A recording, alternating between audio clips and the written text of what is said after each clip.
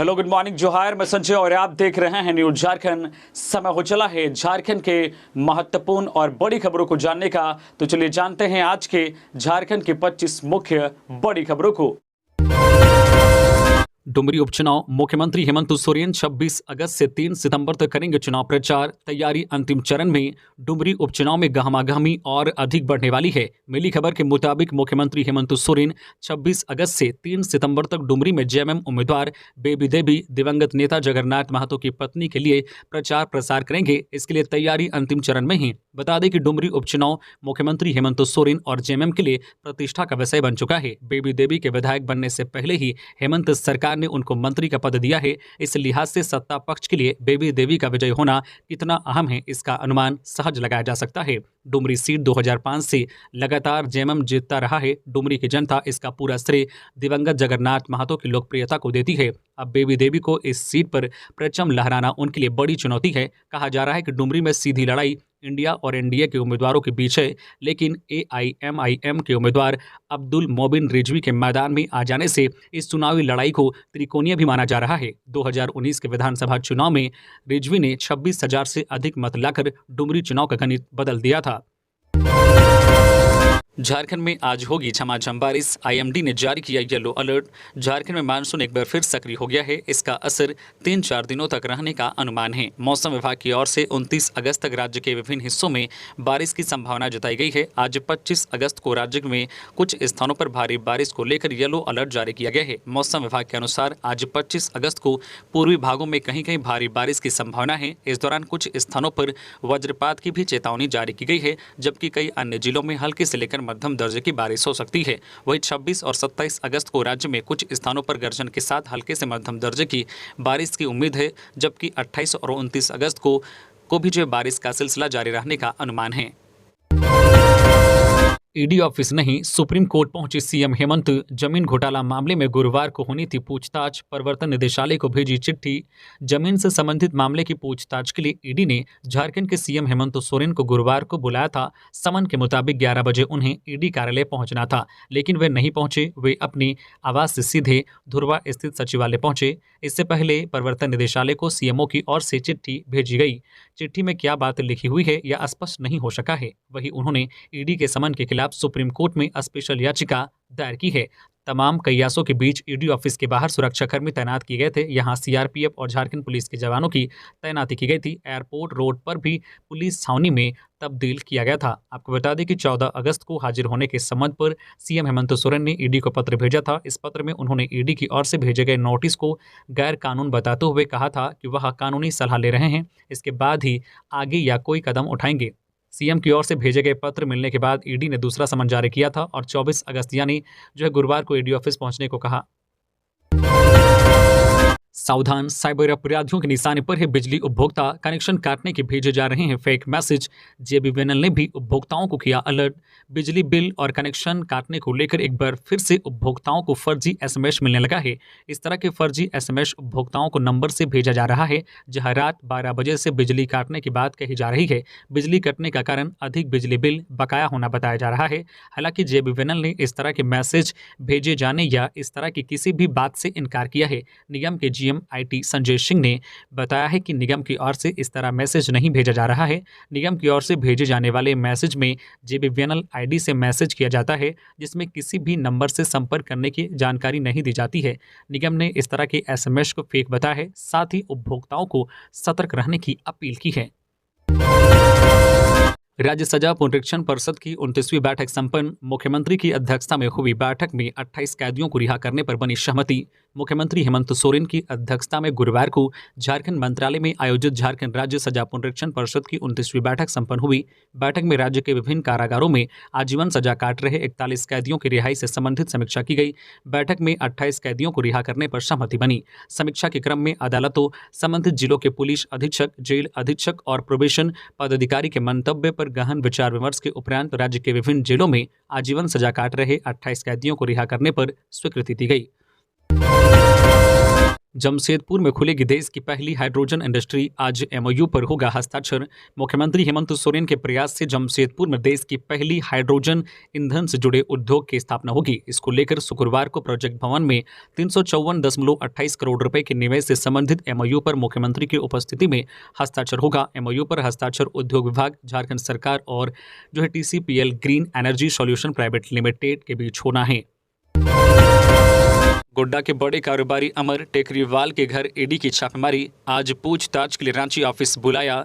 झारखंड के गोड्डा में शराब और जमीन घोटाले में किंग पिन रहे योगेंद्र तिवारी से कारोबारी रिश्ता रखने वाले गोड्डा के बड़े व्यवसायी अमर टेकरीवाल के आवास से बुधवार की रात 11 बजे ईडी की टीम चल अचल संपत्ति से जुड़े कागजातों को लेकर निकली। ईडी ने अमर टेकरीवाल को रांची स्थित ऑफिस में आज 25 अगस्त को तलब किया है। रांची कार्यालय में ईडी के अधिकारियों की ओर से अमर टेकरीवाल से पूछताछ की जाएगी। छापेमारी के दौरान टीम ने यहां अमर टेकरीवाल के सभी स्वजनों के मोबाइल जब्त कर लिए। वही संपत्ति के कागजात, bank transaction paper, mobile, laptop आदि जब्त कर ईडी की टीम उसे अपने साथ ले गई। Gangs of Wasseypur, criminal Prince Khan का गिरोह दुबई में कर रहा था ये कारनामा।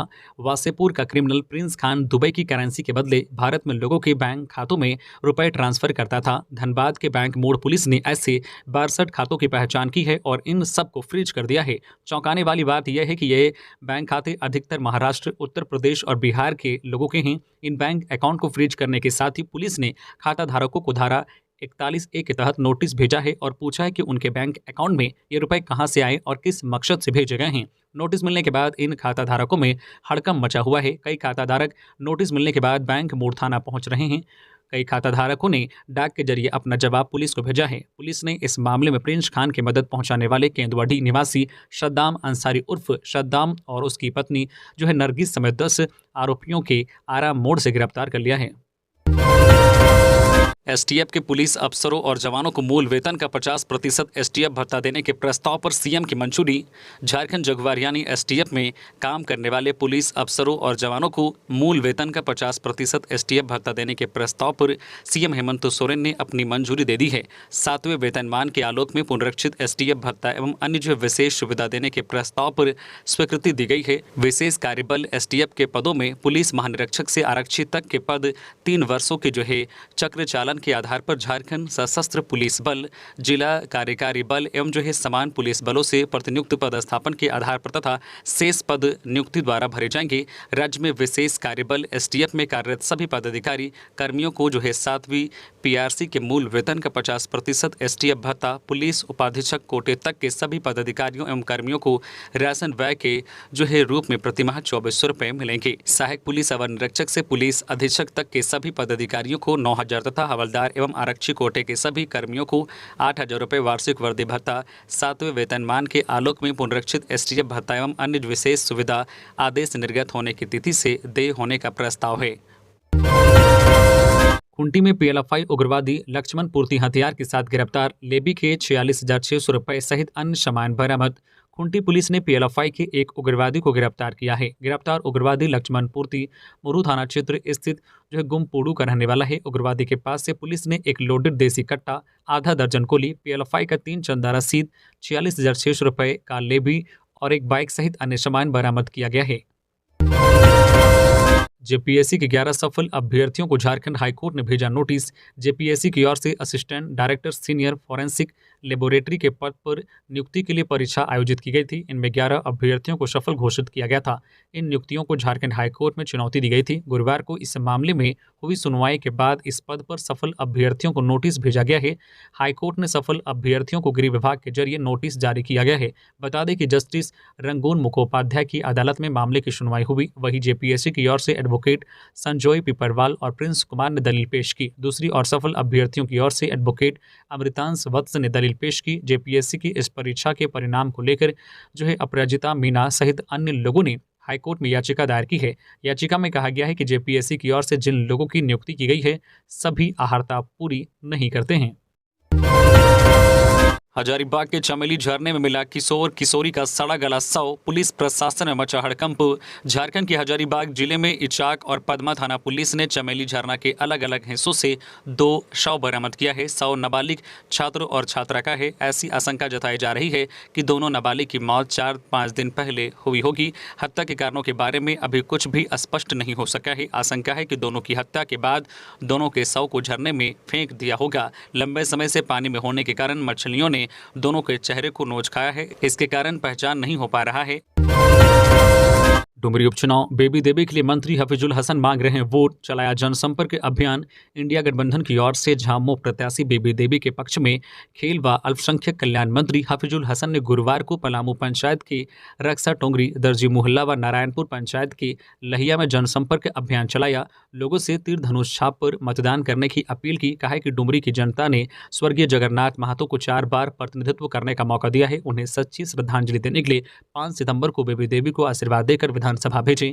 इधर मंत्री बेबी देवी के पुत्र अखिलेश महतो ने गुरुवार को ऊपरघाट के कई गांवों का दौरा कर वोट मांगे। कहा है कि बेबी देवी अगर चुनाव जीतेंगी तो दिवंगत जगन्नाथ महतो के अधूरे विकास कार्यों को शीघ्र पूरा किया जाएगा। देवघर के श्रावणी मेले में आया 5.5 करोड़ रुपए चढ़ावा। 31 अगस्त तक चलेगा मेला। कुछ ही दिनों में अब श्रावणी मेला समाप्त हो जाएगा, लेकिन कांवरियों की भीड़ में लगातार इजाफा हो रहा है। वहीं श्रावणी मेला का अंतिम सोमवार बचा हुआ है, जो कि 28 अगस्त को है। 31 अगस्त को श्रावणी मेला का समापन है। जिला प्रशासन से मिली जानकारी के अनुसार 4 जुलाई से शुरू हुए राजकीय श्रावणी मेला 2023 में 21 अगस्त तक 44,46,335 श्रद्धालुओं ने बाबा मंदिर में बाबा बैद्यनाथ पर जलार्पण किया है। श्रावणी मेला की समाप्ति होने में महज कुछ दिन शेष हैं। वही श्रावणी मेला में यहाँ देश भर के कांवरिया जुटते हैं। कांवरिया पूजा करने के साथ ही दान भी दे जाते हैं। वही 31 अगस्त तक की इस अवधि में विभिन्न स्रोत से मंदिर को 5,45,59,482 रुपए का चढ़ावा आया है। सबसे अहम बात यह है कि इसमें 3,43,29,300 रुपए सिर्फ शीघ्र दर्शनम से आया है। 4 जुलाई से 31 अगस्त तक कुल 1,14,431 श्रद्धालुओं ने शीघ्र दर्शनम कूपन लेकर पूजा अर्चना की है। इस बात की जानकारी श्रावणी मेले के चौथे प्रेस वार्ता में जिला के उपायुक्त विशाल सागर ने दी। झारखंड में सरकारी कर्मचारियों की रिटायरमेंट की उम्र सीमा 62 वर्ष करने की उठी मांग। कर्मचारी महासंघ ने मुख्यमंत्री को लिखा पत्र। झारखंड में सरकारी कर्मचारियों की सेवानिवृत्ति उम्र सीमा 60 से 62 वर्ष करने की मांग तेज हो गई है।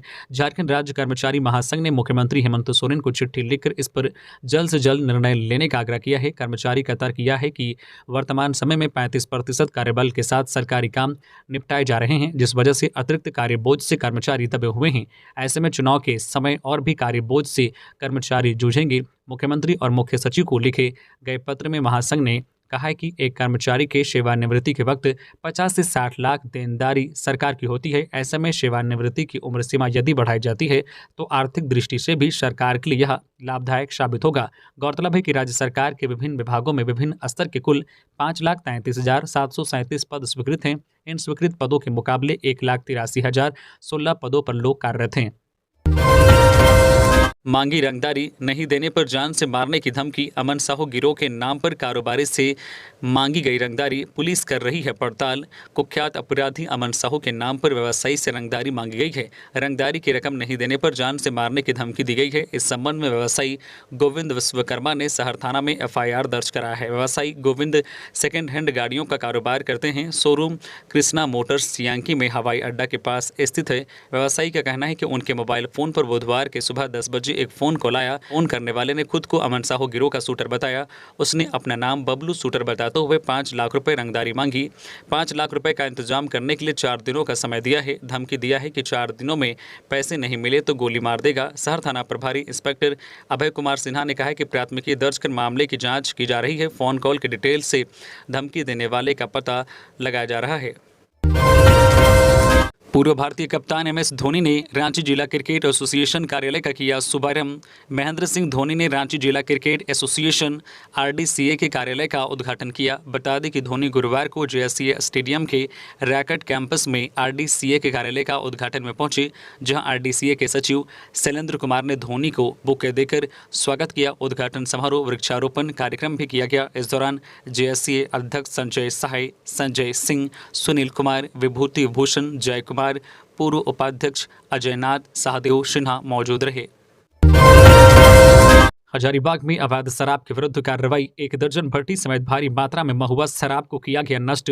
बिहार से सटे हजारीबाग जिले के चौपारण थाना क्षेत्र में पुलिस और उत्पाद विभाग की टीम ने अवैध शराब के विरुद्ध कार्रवाई की है। इसमें करीब 1 दर्जन भट्टी, भारी मात्रा में अवैध महुआ शराब सहित अन्य सामान नष्ट किया गया है। हजारीबाग एसपी को सूचना मिल रही थी कि बिहार से सटे हजारीबाग जिला के चौपारण थाना क्षेत्र स्थित भगर भंडार एवं परसातरी गाँव के जंगली क्षेत्र में शराब माफियाओं ने अवैध रूप से शराब की भट्टी का निर्माण कर अवैध रूप से महुआ शराब का निर्माण कर बिहार एवं झारखंड राज्य में कालाबाजारी की जा रही है। सूचना पर उत्पाद विभाग के सहायक आयुक्त बरही एसडीओ के नेतृत्व में एक छापेमारी दल का गठन किया गया।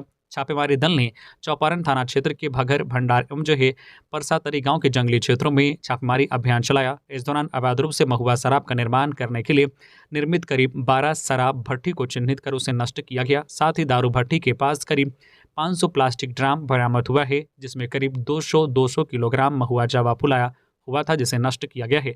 साथ ही 1500 लीटर के करीब निर्मित महुआ शराब भी बरामद हुआ है, जिसे बरामदगी स्थल के पास ही नष्ट किया गया। शिक्षकों के फर्जी हाजिरी बनाने के मामलों की जांच तकनीकी टीम करेगी। शिक्षकों के फर्जी हाजिरी बनाने के मामले की जांच तकनीकी टीम करेगी। जांच होने तक संबंधित शिक्षकों के वेतन पर रोक रहेगी। उक्त निर्देश पलामू उपायुक्त शशि रंजन ने दिए। उन्होंने शिक्षा विभाग और एमडीएम स्टीयरिंग कमेटी की समीक्षा 24 अगस्त को की। उपायुक्त ने बैठक में शिक्षकों की उपस्थिति, मध्याह्न भोजन, स्कूलों में रंग रोगन, पेयजल की व्यवस्था, शौचालय, साफ सफाई, खर्च, फंड, बीआरसी केंद्र, बच्चों के बीच किताबों का वितरण आदि मामलों की चर्चा की। उपायुक्त ने स्पष्ट तौर पर कहा है कि बच्चों की शिक्षा की गुणवत्ता से खिलवाड़ किसी भी हालत में बर्दाश्त नहीं की जाएगी। जिले में शिक्षा का स्तर बेहतर करने के लिए तत्परता से काम करने की जरूरत है। शिक्षक नियमित रूप से स्कूल जाएं, बच्चों की पठन पाठन बेहतर करें। संबंधित अधिकारी और शिक्षकों से किसी भी प्रकार की लापरवाही होती है तो कार्रवाई के लिए तैयार रहें। डुमरी उपचुनाव के दिन क्षेत्र में सार्वजनिक अवकाश, मतदान के लिए लोगों को बड़ी राहत। 5 सितंबर को होगा चुनाव, सुरक्षा की पूरी तैयारी। डुमरी में उपचुनाव 5 सितंबर को होना है। डुमरी विधानसभा क्षेत्र में 5 सितंबर को उपचुनाव के मद्देनजर सार्वजनिक अवकाश का ऐलान कर दिया गया है। चुनाव के दिन सभी कार्यालय और विभाग बंद रहेंगे। यह छुट्टी खासकर मतदान के लिए है ताकि लोग अपने मत का प्रयोग कर सके। इधर कार्मिक विभाग ने इसे लेकर आदेश जारी कर दिया है। वहीं उपचुनाव को लेकर चुनाव आयोग और प्रशासन की तैयारियां लगभग पूरी हो गई है। उपचुनाव के दौरान सुरक्षा के पुख्ता इंतजाम होंगे। कुल 1440 जवानों की पोस्टिंग की गई है। झारखंड पुलिस मुख्यालय की ओर से निर्देश जारी किया गया है। इस उपचुनाव को शांतिपूर्ण कराने के लिए जैप, आईआरबी और एसआईआरबी के जवानों को लगाया गया है। डुमरी उपचुनाव, इंडिया प्रत्याशी की बेबी देवी ने चलाया जनसंपर्क अभियान। बेरमो विधायक ने कार्यकर्ताओं में भरा जोश। डुमरी विधानसभा उपचुनाव को लेकर इंडिया गठबंधन की प्रत्याशी बेबी देवी ने गुरुवार को बोकारो जिला अंतर्गत नावाडी प्रखंड की बिरनी, चिरूडी, नावाडी व भलमारा पंचायत में जनसंपर्क अभियान चलाया। इस दौरान मतदाताओं से वोट रूपी आशीर्वाद मांगी। वही बेबी देवी के पक्ष में बेरमो विधायक जयमंगल उर्फ अनूप सिंह ने आहारडी पंचायत के गोबरगढ़ा में अपने कार्यकर्ताओं के साथ कर चुनाव में जी जान से जुट जाने को लेकर उनमें जोश भरा। रांची में चलती ट्रेन में बिना टिकट के पकड़े गए 200 यात्री। बगैर टिकट के सफर करने वालों पर रांची रेलवे ने टिकट चेकिंग अभियान चलाकर बड़ी कार्रवाई की है। बुधवार को रांची रेलवे स्टेशन परिसर में रेलवे दंडाधिकारी अक्षय गर्मा के नेतृत्व में विशेष चेकिंग अभियान चलाया गया। यह अभियान रांची स्टेशन से टांगर बसली स्टेशन तक यह अभियान चला, जिसमें 200 यात्रियों पर जुर्माना लगाते हुए 62,500 रुपये वसूला गया। बता दें कि यात्री अपने साथ लिए लगेज, बिना बुक किए हुए सामान पर भी 2500 रुपये का जुर्माना वसूला किया। वही महिला बोगी में अनधिकृत रूप से 34 यात्री बैठे हुए थे, जिनसे भी जुर्माना वसूला गया। इसके अलावा अनधिकृत पार्किंग पर खड़े 12 वाहन और ट्रीस पैन के रूप में 18 व्यक्ति पकड़े गए, जिनसे भी 1700 और 1800 रुपये जुर्माना वसूला गया। डुमरी उपचुनाव में आसू पार्टी उम्मीदवार के पक्ष में सुदेश महातो ने की जनसभा। हेमंत सरकार पर बरसे। डुमरी उपचुनाव को लेकर एनडीए के दिग्गजों का चुनावी प्रचार शुरू हो चुका है। गुरुवार को इसी क्रम में आसू सुप्रीमो सुदेश महातो का जनसभा डुमरी के ससारखों में आयोजित हुआ, जहां बारिश के बीच भी ग्रामीणों की भीड़ जुटी रही। जबकि जनसभा में भाजपा अध्यक्ष महादेव दुबे, भाजपा प्रदेश कार्य समिति सदस्य सुरेश साहू, पूर्व मंत्री शाह, आसू नेता और डुमरी से एनडीए की प्रत्याशी यशोदा देवी भी शामिल हुई। इस दौरान जनसभा में आसू सुप्रीमो सुदेश महतो ने हेमंत सरकार पर जमकर हमला बोला और कहा है कि डुमरी में पहले क्षेत्र के लोग भय के माहौल में जगन्नाथ महतो को वोट दिया करते थे, क्योंकि उन्हें वोट देने वाला ही सुरक्षित माना जाता था। लेकिन अब माहौल बदला है। हेमंत सरकार के कार्यकाल में जनता को भयभीत करने वाले ऐसे नेताओं को खुली छूट मिला करता था और अब भी यही जारी है। हेमंत सरकार पर राज्य की जनता ने भरोसा कर सरकार बनाने में सहयोग दिया, लेकिन हेमंत सरकार के कार्यकाल ने जनता में नाउम्मीदी भर दिया है। अब तो सिर्फ घोषणा और झूठे वादे ही हेमंत सरकार की पहचान रह गई है। आसू सुप्रीमो ने एनडीए प्रत्याशी यशोदा देवी को जनता के लिए संघर्ष करने वाली महिला बताते हुए कहा है कि जनता के आशीर्वाद से जब यशोदा देवी जो है विधानसभा पहुंचेगी तो मकसद सिर्फ एक होगा, हर हाल में डुमरी का विकास करना। इधर जनसभा को भाजपा नेता सुरेश साहू, प्रदीप साहू और पूर्व मंत्री ने भी संबोधित किया। कांके के शख्स ने बाबूलाल मरांडी के खिलाफ दर्ज कराई एफआईआर, कहा ऐसी टिप्पणी कर आदिवासी समाज को आहत किया। भाजपा के प्रदेश अध्यक्ष बाबूलाल मरांडी के खिलाफ रांची में एफआईआर दर्ज हुई है। यह एफआईआर कांके थाना में दर्ज कराई गई है। आरोप आदिवासी समाज को आहत करने का लगा है। आरोप लगाने वाले का नाम है सोनू तिर्की। कांके के रहने वाले सोनू तिर्की के लिखित आवेदन पर कांके थाना की पुलिस ने बाबूलाल मरांडी के खिलाफ आईपीसी की धारा 504, 505 और 506 के तहत एफआईआर दर्ज की है। बताया जा रहा है कि दर्ज एफआईआर में सोनू तिर्की ने कहा है कि अपने राजनीतिक फायदे के लिए बाबूलाल मरांडी ने शिबू सोरेन और मुख्यमंत्री हेमंत सोरेन के खिलाफ अपमानजनक शब्दों का उपयोग कर टिप्पणियां की हैं। बाबूलाल मरांडी की इन टिप्पणियों से आदिवासी समाज आहत हुआ है। इधर कांके थाना की पुलिस इस मामले की जांच में जुट गई है।